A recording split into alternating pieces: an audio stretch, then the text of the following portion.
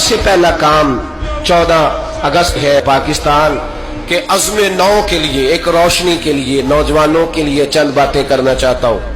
پہلی بات اپنے ذہن میں بنائیں کہ وطن کی جو محبت ہوتی ہے نا، حب الوطن من الایمان، وطن کی محبت ایمان کا حصہ ہوتی ہے۔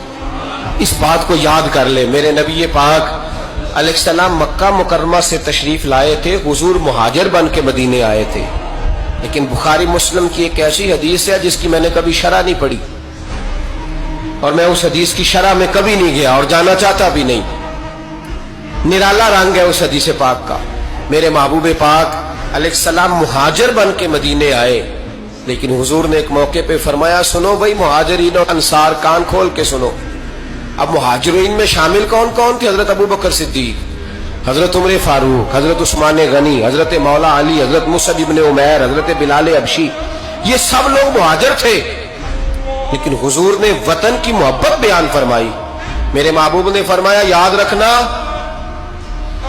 اگر کبھی لوگوں میں اختلاف رائے ہوا اور لوگوں کی دو لائنیں بن گئیں، ایک قطار ادھر جا رہی ہے لوگوں کی اور ایک قطار ادھر جا رہی ہے، تو فرمایا اگر تم مجھے دیکھو گے نا میں کس قطار میں ہوں، تو میں تمہیں اس قطار میں ملوں گا جس قطار میں میرے مدینے والے جا رہے ہوں گے۔